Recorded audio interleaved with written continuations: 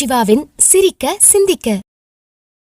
அன்பு சொந்தங்களே, ஒருவர் மண்பானையிடம் கேட்டான், இந்த கொளுத்தும் வெயிலிலும் நீ மட்டும் எப்படி உள்ளும் புறவும் எப்படி ஜில்லென்று இருக்கிறாய் என்று கேட்டான். அதற்கு மண்பானை சொன்னது, எனது ஆரம்பமும் முடிவும் மண்தான் என்பது எனக்கு தெரியும்.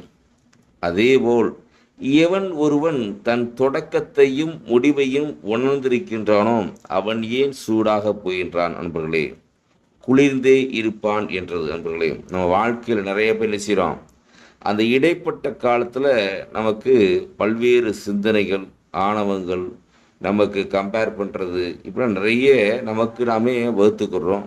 அதனால என்ன செய்கிறோம், தேவையில்லாத நோய்களுக்கு பலியாகிறோம். தேவையில்லாத விஷயத்துக்கு போகும்பொழுது என்ன செய்கிறோம், நம்மை நாமே அதை பாதிக்கப்பட வைக்கிறோம். அதனால் மண்பானையாக இருங்கள்.